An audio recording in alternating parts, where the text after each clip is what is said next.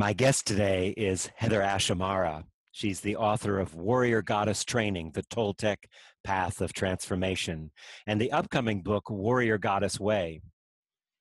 HeatherAsh is dedicated to inspiring depth, creativity, and joy by sharing the most potent tools from a variety of world traditions. She studied and taught extensively with Don Miguel Ruiz, author of The Four Agreements, and continues to teach with the Ruiz family. Raised in Southeast Asia, HeatherAsh has traveled the world from childhood and is continually inspired by the diversity and beauty of human expression and experience. She brings the open-hearted, inclusive worldview to her writings and teachings, which are a rich blend of Toltec wisdom, European shamanism, Buddhism, and Native American ceremony. HeatherAsh, welcome to Conversations. Thanks so much, Michael. It's great to be here. I've been looking forward to this interview since we did the Shift Shamanism Global Summit, which had over 30,000 people. It was so amazing. Fun. It was. Well, let's start out maybe talking about a little bit of your background and history and how you got here today, so our listeners get a sense of who you are and where you've come from. Yeah, I would say that my journey began from living in Southeast Asia and just being immersed in a culture that was still deeply connected to the land, deeply connected to spirit and to each other. So when I first moved to the States to go to college, it was a shock. And I felt really disconnected and felt like people around me were disconnected. And so I got into politics really huge for many years and was an activist for everything I could be an activist for. And one day realized, okay, wait a minute, I'm angry, all my friends are angry, and nothing is changing. And so I knew there's something else I was missing. So that's when I started studying different spiritual traditions. And I decided, since my background is European descent, I decided that's where I wanted to start exploring. And so I started researching and learning about European shamanism. And my best friend and I at the time, we both went to the UC Davis library where we were going to college and checked out every book we could find. And I remember struggling to carry them home. And we just spent the summer reading to each other and like, oh my gosh, listen to this. So super excited. So that was the beginning of my journey. And then many beautiful teachers. I studied with Vicki Noble, a woman named Cara Dune Falling Star, and then had a dream about Don Miguel. So I connected up with that tradition from a direct transmission of, this will be the next person you'll work with. So I had the knowing that he would be someone I'd be working with. I had no idea how I would meet him. And a week later, someone came into my office and said, you have to meet this man. So about a year later, I said, okay, I'm ready now. And that was in 1994. Wow. So blessed to be part of that family for many years now. It's amazing how spirit leads us to our teachers. It's and the doors just open. You know? Absolutely. Yeah. We're ready. Yeah. It is. So you have this book that's been on the New York Times bestseller list for quite some time, The Warrior Goddess Training.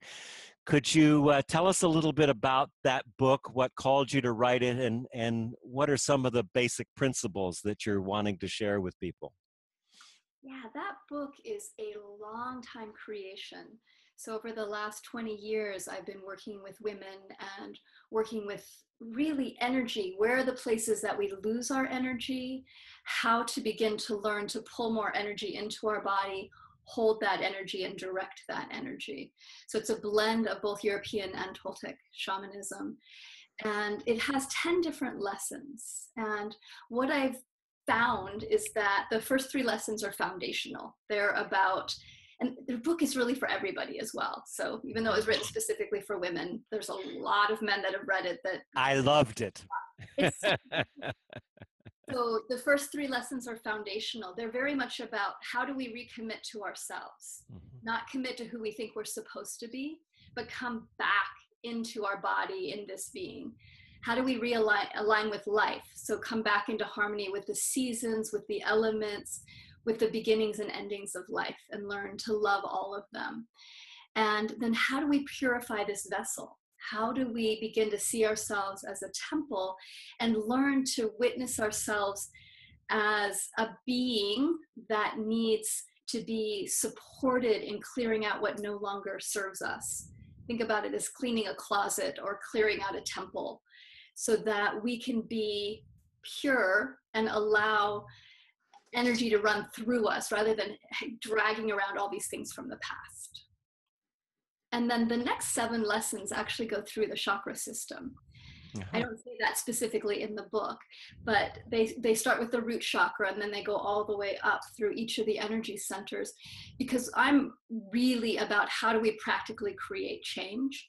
And I found that that energetic system is very supportive in getting us back grounded into our bodies, connected to our sexuality and our energy, connected back again to our power, learning how to open our heart to everything, to speak our truth, and then to have clarity around how to connect to silent knowledge and to our own intuition. Okay, so let's go back to the first one. Let's take it a little more depth. So the first lesson is to commit to yourself. Well, that already brings up a lot of questions. First of all, knowing who you are, knowing what you should be doing, and overcoming the trance of unworthiness and the stories of disaster thinking and all the things that have us thinking that we're a player in a story that maybe isn't ours. Yeah, exactly. And the first thing I invite people to do is to be willing to not know who you are. To be willing to let go of all that you've created, because we've mostly spent our energy creating this image of who we think we're supposed to be, which I think about as the image of perfection. And that image of perfection lives right next to us. It walks with us, and we're constantly comparing ourselves to that image rather than being here, being in our body. And so it's a big shift to take our attention away from how am I appearing, how are people seeing me, am I okay, am I doing it right, and to come back to how do I feel, what's going on in this body. And it's really about getting to know ourselves all over again. And I see this path as about self-intimacy. It's about deepening our intimacy with ourselves. And so for me, that commitment to self is the commitment to get to know who we are now, not who we were when we were 20 or who we think we're supposed to be, but who is this being now? Mind, emotions, energy, and physical. So much of our behavior is based on basically what we learned in the first 6 or 7 years of life.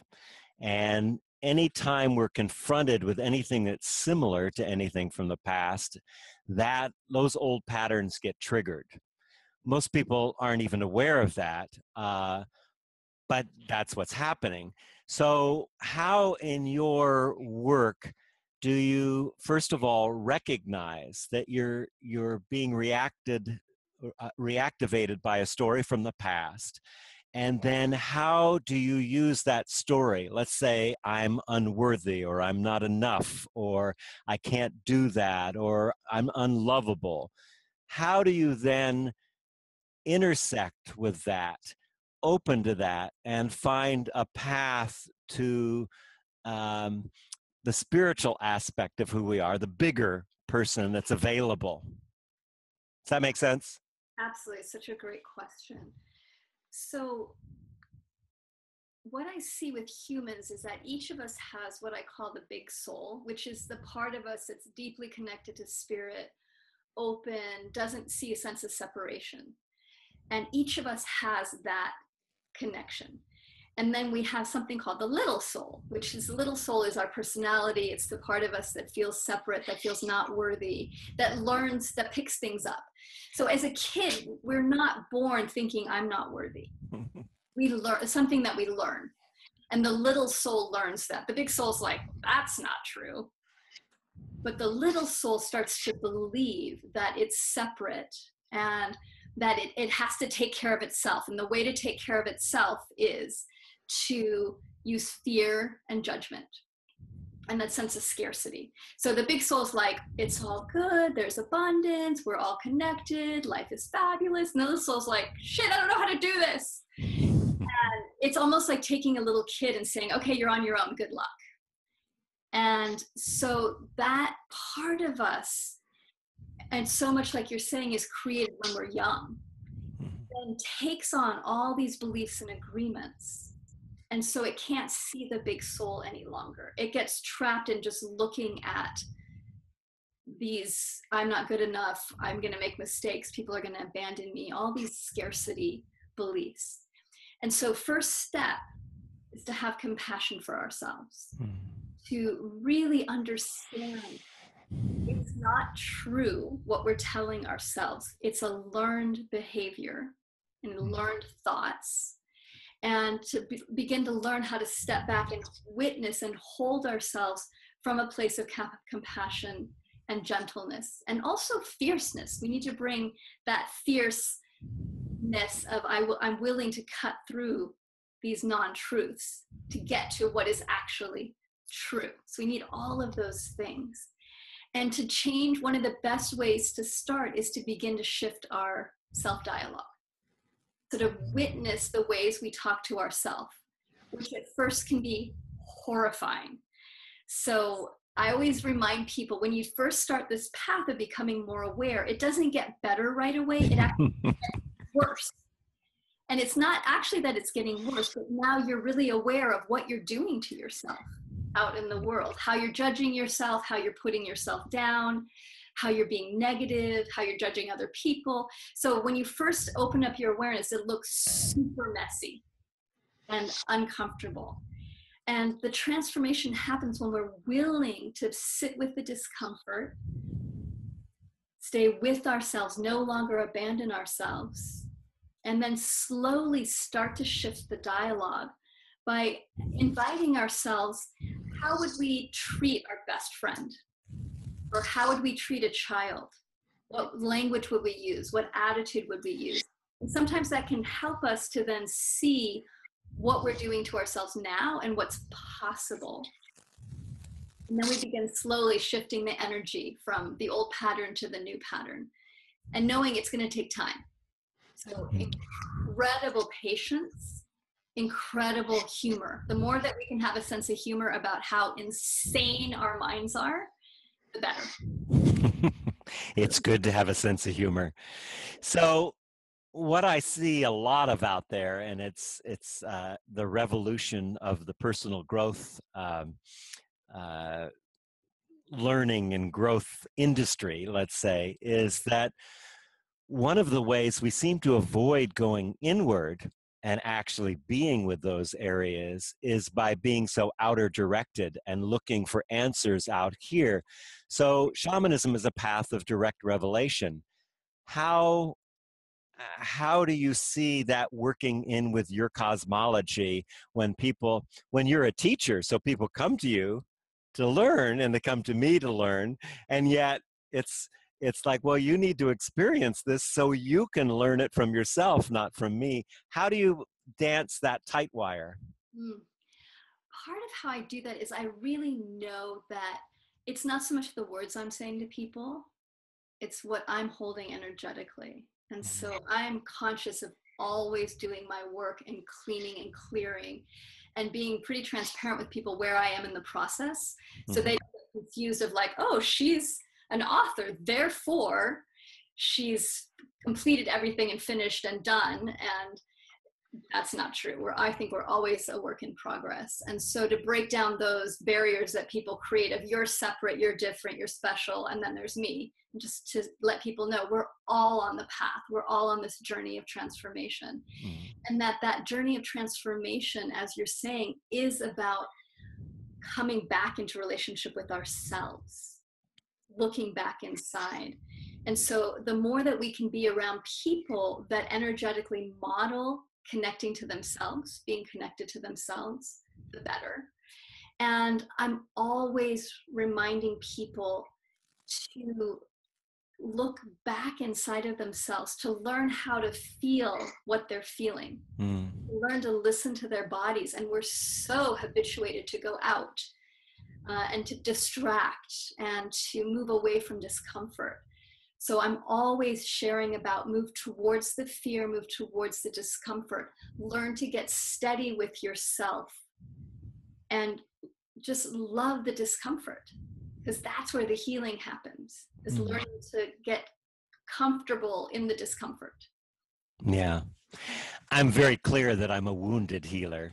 And I also am clear that the things that I've called in the past my issues are actually openings or portals to my access to contribution and spirit.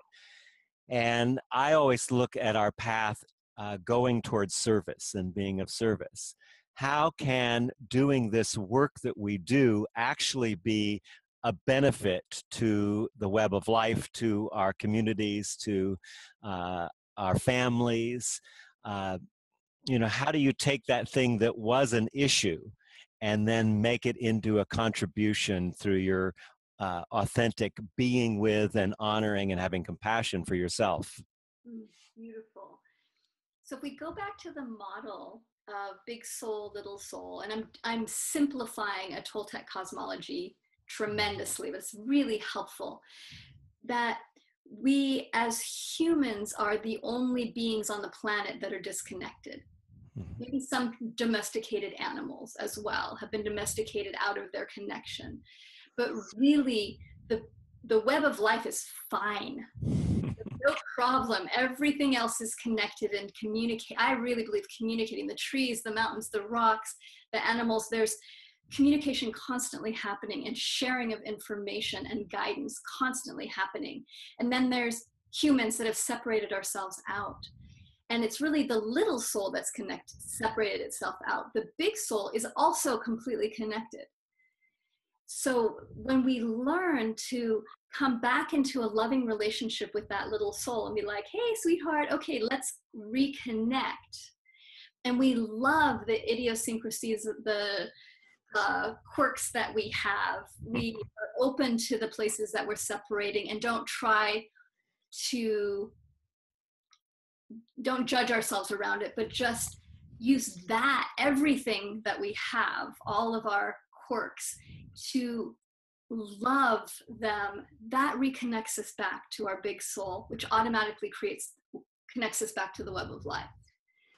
And so I've seen over and over, and what my mission is with humans is to open big enough that we're embracing and holding all of ourselves, that we're not saying, I can't have that part's not welcome, that we welcome all of ourselves. And through that love and that spaciousness, we reconnect automatically. And we tapped back in to the elements, to nature, to trees. So when we walk through the world, instead of walking outside of ourselves, we're back in our bodies, in our energy, and we're reaching out. I love open big enough. That kind of brings us to the second one, which you're already talking about, aligning with life, the whole area of aligning with life. So let's talk about, a lot of people say, well, this shouldn't be this way. Donald Trump should not be there, nor should Hillary Clinton, nor should there be a war, nor should there be this, but it's the way it is. So, but there's a feeling that if I align with life, then I have to somehow accept both the past and the abuse I've had, and the imagined future, and the war and the destruction of the ecosystems. But that's not what you're talking about. Can you go a little deeper into that aligning with life?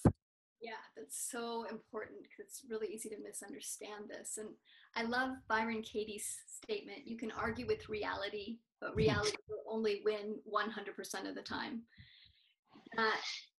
When we align with life, what we're doing is acknowledging what is happening, period. Doesn't mean we have to say, I like it, I love it, it's the right thing to be happening. What we're doing is saying, this is what's happening now, period. I'm a big fan of the period, that we just say what's true right now. What's true is Donald Trump is running for president, period. Hillary Clinton is running for president, period. Those two things are true. I may have all sorts of opinions about that, but if I can stop and say, how are those opinions causing me to suffer, causing me to dampen my energy, and how am I using that reality to bring more energy and more purpose into me? That's what I have choice over. I don't have choice about who's running for president, for example, but I do have choice how I respond to it. And for me, aligning with life is to have enough awareness that we're present with what's happening and that we're aligning with the flows. We're listening for the hidden energy flows that are occurring all the time. When we don't align with life, we don't see those possibilities. When we do align, we become incredibly effective, creative, and we can see the line of energy of where our best use of energy is. So it's not that we disconnect from the world or we say, the world is in big trouble right now, but there's nothing I can do. We open and say, there's a lot of challenges on the planet. How can I be of service? And then we get quiet and listen. And what I found over and over again is the universe, the life force, whatever you want to call it, then reaches out to us and says, okay, sweetie, here's where you can be the most effective. And we know, and that might be something really tiny of knowing I want to go start planting trees. Or it may be something where we feel called to do something larger in our life. But I feel all of them are large, whether you're recycling and that's part of your contribution, or there's another way that you're called to serve. All of it's important. All of it is in service to life. And when we remember that, aligning means being in service to creation. Mm-hmm. That's brilliant. I love that. Of course, the Buddha said that suffering is about attachment. And one of the things about attachment is it's static. It doesn't have any movement. It flatlines. And one of the areas of, if we pay attention to life and the natural systems, is that everything has a cycle. I would love for you to talk about beginnings, middles, and endings and cycles and how to be with them in a way that moves us towards what you're calling the big self, the big soul. Absolutely. We in the West especially are all about beginnings. We want things to start. We want the new growth. We want the youth. And we have a tremendous amount of resistance and fear around the death part of the cycle. Mm-hmm. And so to reclaim our wholeness and come back into alignment means honoring that the beginnings are just as important as the endings. And that there's actually no difference. You can't have a beginning without an ending. And when we split and go, I want the beginning but not the ending, we suffer.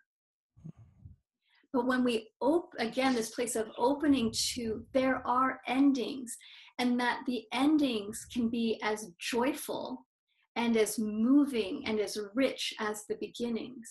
And that also grief is part of being human. The letting go, and there's a difference. I consider there's a difference between suffering and grief. Suffering is we're telling ourselves a story. Often this shouldn't be happening. And that's what creates the suffering. Versus grief is around loving, just mourning the loss of something that was precious to you. And when we're in grief, it moves through us, we experience it, and then it goes away. And we feel deeper, we feel more aligned with life, we feel more depth inside of us. So there's a way that we're afraid of our depths. We're very much like the surface and like to live in the crust because it's safe. But where the beauty of life is in the depth. It's in the death, it's in the letting go, it's in the grieving, it's in the letting ourselves be moved by life. Yeah, it's so true that we really resist grief. We push it away. We push away death, too. I had Martin Prechtel on when he had his book, Rain on Dust, I believe was the name of it. A brilliant book about the grief being the flip side of death. and our fear of death. But we don't want to grieve, and we push away. There's a culture of avoiding death that we live in. The death trade suppresses it, wants to extend life, not the quality of life, but extend life. And yet, from the South American, particularly shamans that I've been with, and Native Americans, death rides on their shoulder as an ally to give meaning to life. How does your work bring us to that kind of recognition of, I mean, it's so important to grieve, and yet, you know, what we do instead of grieving, for instance, the loss of 200 species a day, the eco-structure, how do you grieve a species? How do you get that depth of grief from love, not from it shouldn't be this way? Yeah. And it takes, I'd say, practice, because what we usually do is 200 species are dying a day. I can't deal with it too much. I'm shifting my attention. I'm not going there. Or 200 species are dying a day, and we're paralyzed with grief and with overwhelm and with suffering. And to find that middle way, that we're connected to our body and that we are facing what's true while keeping our hearts open, by feeling the poignancy of what we're doing to the planet right now, mm-hmm. and the poignancy of what we do to ourselves every day, because they're connected. Yeah. And that place of coming back to, how can I stop hurting myself internally? How can I stop the destruction I'm creating internally, because it's a reflection of the outside destruction? And that we do the work simultaneously. That we listen for, how can I be open enough, deep enough, present enough to let all of this flow through me and not get stuck. Because when it gets stuck is when we're saying this shouldn't be happening, or I have to find somebody to blame. And that limits our creativity. So when we're open to it's happening, what's the next action step? What action step can I take? Then there's movement again. So we want to watch the places where we start to get stagnated. I always look at the energy. Am I getting stagnated? Am I getting stuck? Yeah. In my head? Versus, is there flow happening? And the places that we numb ourselves out because things are overwhelming doesn't create flow. It creates armoring. It creates hardening. It creates brittleness in our being. Yeah. So that softness is, we have to figure it out, and it's different for every one of us. That's beautiful. And so true. It's just so true. Well, you bring us to the third one, just in that, and that is the purifying the vessel. And I want to talk about the body, because obviously I teach embodied shamanism, but you have some really beautiful ways around expressing how we embody these things, and how important our sexuality is, and cleansing our body. Can you talk about this whole area of purifying the vessel, and then we'll talk about different areas of that? Yes, there's so much. Yes. Mm-hmm. So if we look at all the aspects of ourself, we are comprised of a mental body, an energetic body, an emotional body, and a physical body. And what's happened for most of us is that the mental body has become the most important. It's given the most energy, and the most, like, you are the most important thing, you will keep us safe. And what happens is the mind becomes a bully. So the mind begins to tell the physical body, this is what you should be like. It begins to tell the emotional body, this is an okay emotion, this is not an okay emotion. It begins to impact the energy body as well. And so to separate out these different aspects of ourselves and clean them one at a time can be really helpful. So to look at, what do I need to do to clean my mind? What do I need to do to clean my emotional body? What do I need to do to clean my physical body? And then we can bring them back together, because they're not separate. just consciously creating a separation so we have more resources available to us and more focus. So cleaning these different aspects of ourself, separating the mind out, is so helpful. Because, for example, the emotional body knows how to heal itself. It's just like if you think about the physical body, I learned this from Don Miguel, this is in Mastery of Love. If you cut the physical body, so if there's a cut on the physical body and you're going to heal it, what you need to do is make sure it's clean, get out anything that's gotten in there, and then protect it so that it heals.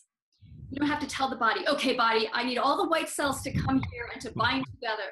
Because if we did, we'd all be dead. You know, if we had to tell our physical body how to heal, none of us would survive that. Luckily, the body knows what to do, and we can support it with our mind. Our mind is brilliant. Our mind is incredible. Through visualization, through intent, we can increase the healing capacity.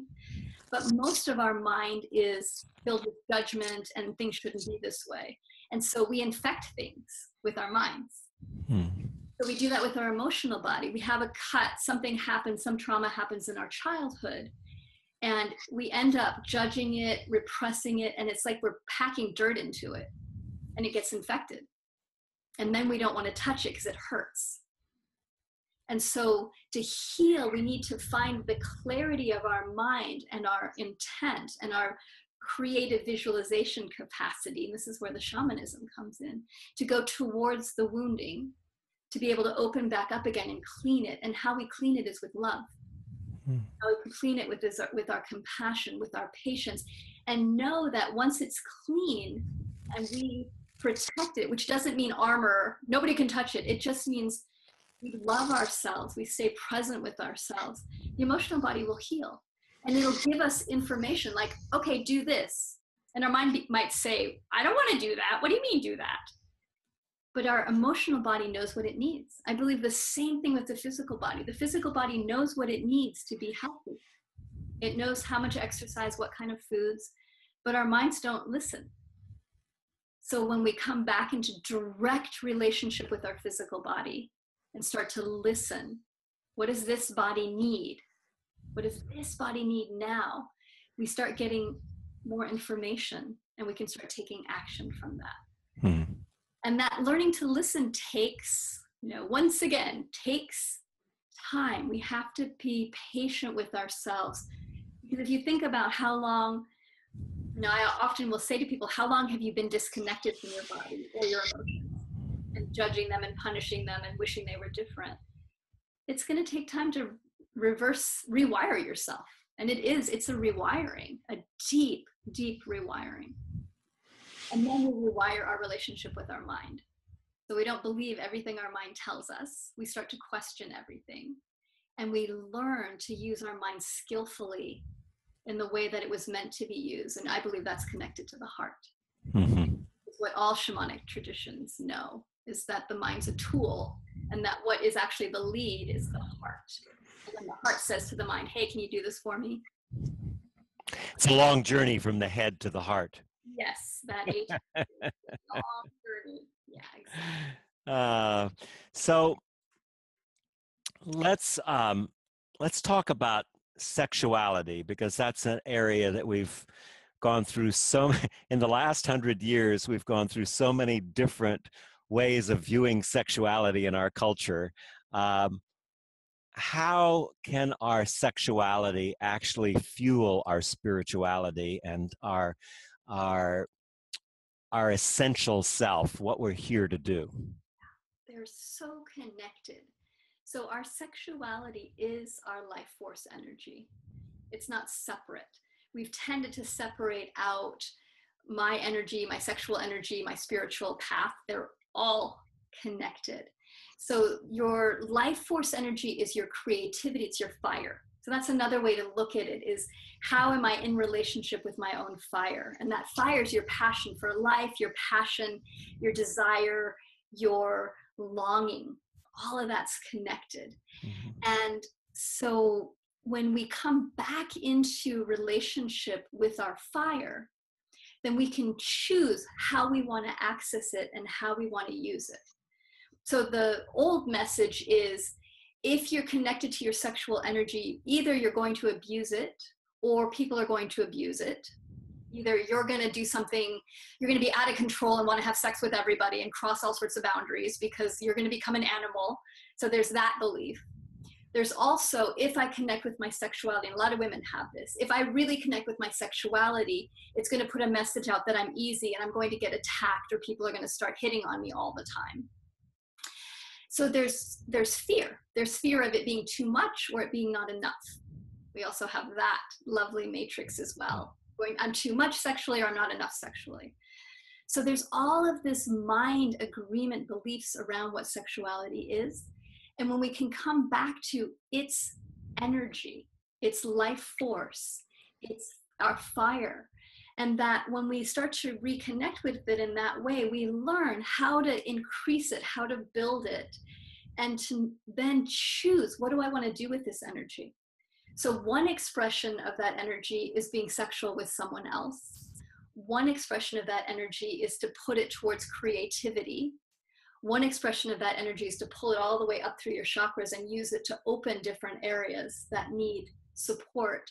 Mm-hmm. And so it's vital that we reconnect with this energy and to clean out the fears and the nonsense that we have around sexuality and the trauma, because there's tremendous trauma in our society.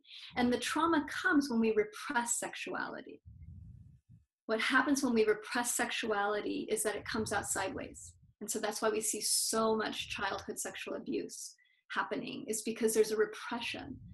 So, like, for example, for me, I wasn't raised in the church. I wasn't raised Christian. I was raised in Asia, and I was given a lot of support to decide what I wanted to believe in.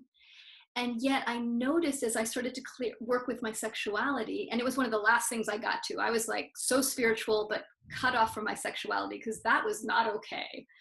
So when I really realized, wow, I need to bring this back in, what I found is so many old beliefs and agreements around, it's not okay to be spiritual and sexual. I have to keep it separate.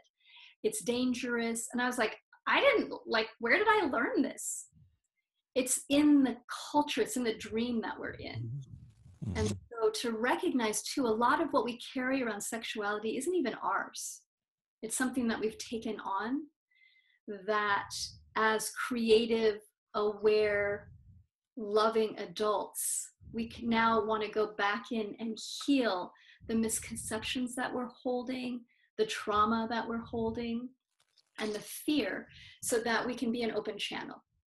Because that's the result. You clear up that energy center and you have a tremendous amount of energy available for wherever you choose to put it. Mm. You know, there's so much fear in our world today. We're really stopped often by the fear. And I'd like you to talk a little bit about the ability to open to that fear, because I think it's at the heart of the myth of separation that keeps us from being connected to our body, to each other, to our community, to our world, to the web of life. So how do you work with people in opening to that fear and actually using it as an expression of your passion? Yeah, beautiful. So fear is energy. And when we take out fear is bad or good or right or wrong and just look at its energy, that's helpful. That's a start. And the other piece is that we learn to open to our closures, to open to our fear. So fear tends to contract us and shut us down and put us into what I call disaster mind.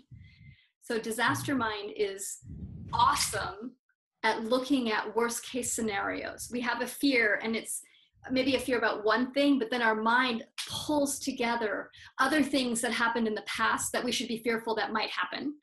And then also goes in the future and starts snooping at what could go wrong. And so we increase the fear in our body. So if we can keep ourselves in the present Notice where we're in fear. Notice what it's doing to our body. Notice where we're contracting, collapsing, feeling small, whatever, what's the fear doing? And then practice opening to the fear, naming the fear and just, hello, fear. Yep, that's a lot of energy. And keep our mind here. And that's the trick, because the mind wants to have an explanation for why there's fear. But when we learn to come back to like right here, fear is in my body, and go deeper, be curious what's underneath the fear, because there's always an agreement, a belief, or an emotion that's underneath the fear. Okay, I'll share an example. This is how I work with myself. Is I was driving, long road trip.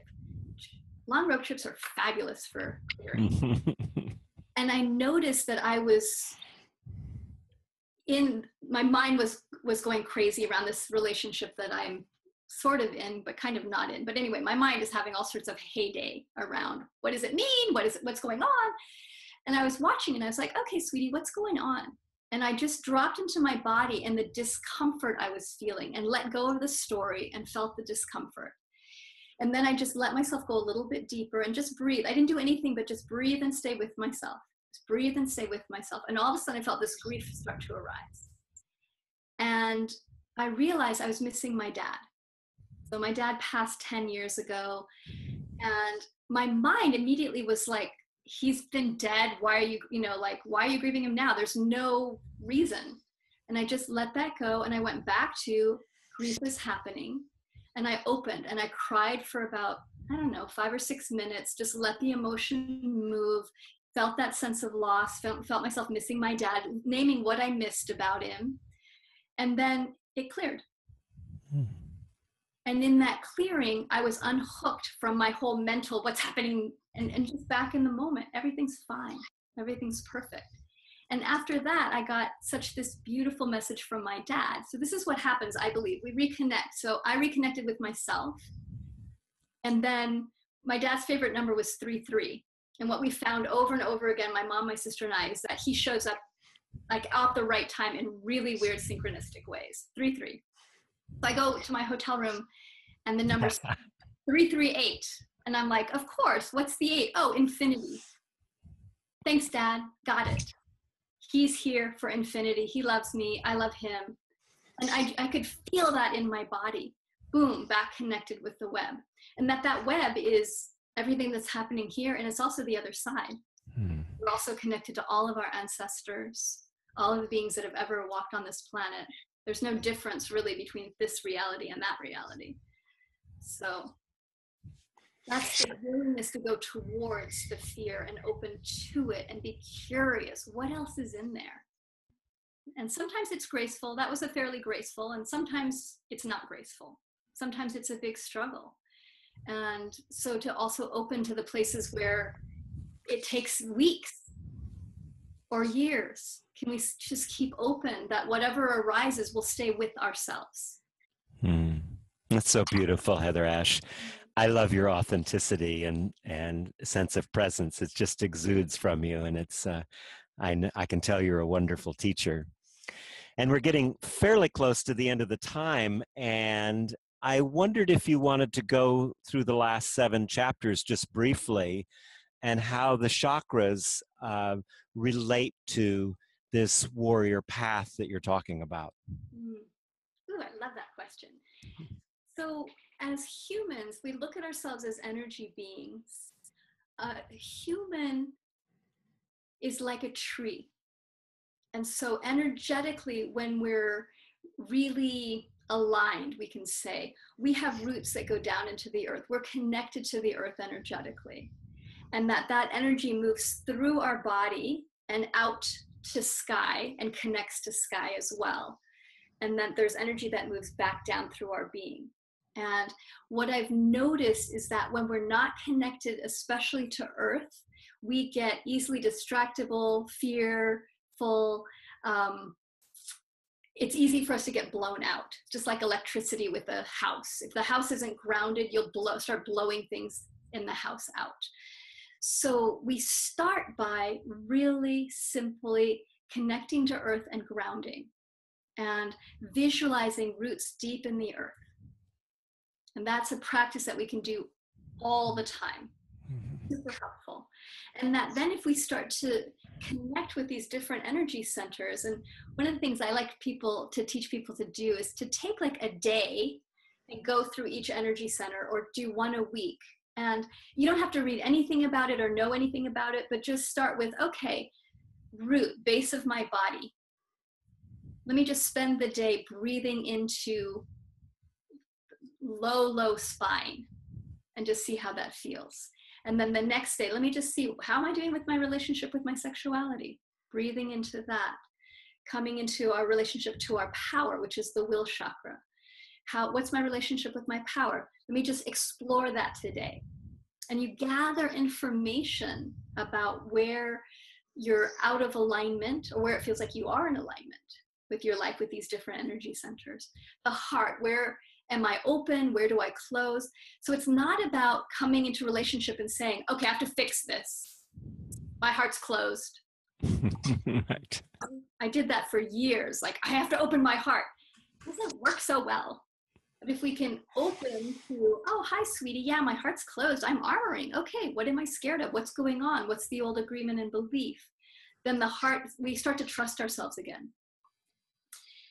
The throat, in our relationship with how we're speaking, to explore where are the places that I'm speaking my truth, where am I holding back, where am I able to speak with connected to my love and my heart, and where am I connected from my head.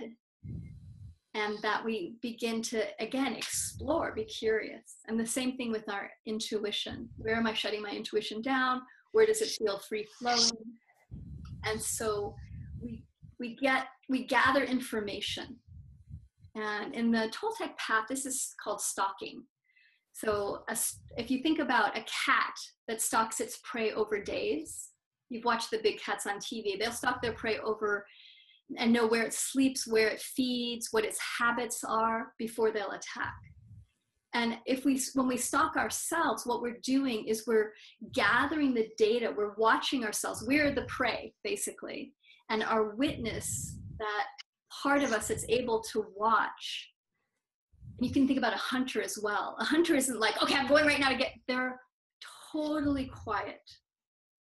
They listen to the entire environment. And so we want to come into relationship with ourselves in that way, where we're stalking ourselves, our habits, our patterns, so that we then, when we go in to create a change, we know where the weak link in ourself is, and we can shift this. If I just shift this action here, then all these pieces will fall apart.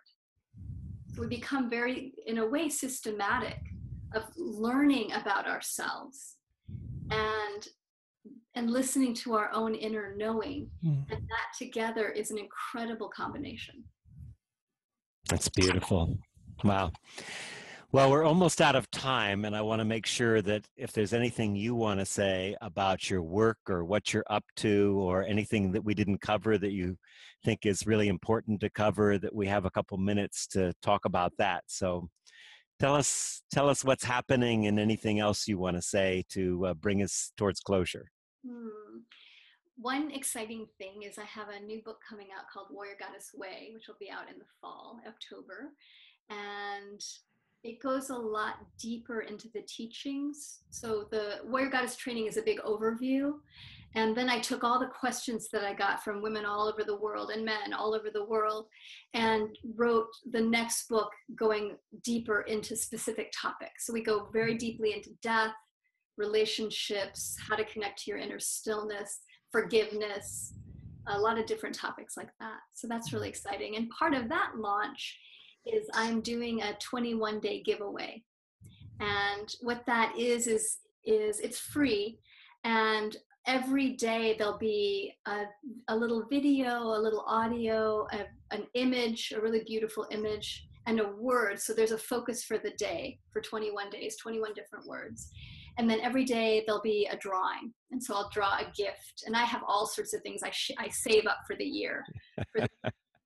So if folks want to get more information on that, they can go to HeatherAshAmara.com. And there's also a list of all the things that are coming up. So I do journeys to Peru and Mexico And I'm doing a big tour in the States this fall. So there's a lot of different things happening like that. Hmm. Well, HeatherAsh, it's such a delight to be with you. I look forward to more opportunities and reading your new book when it comes out in the fall. Thanks so much, Michael, and thank you for all the fantastic work that you do, and just being such a great person to play with this in this interview. Most was like, yay! Yes, I love to play. Conscious play. Exactly. Yeah. Big blessings to you, dear one. Blessings to you.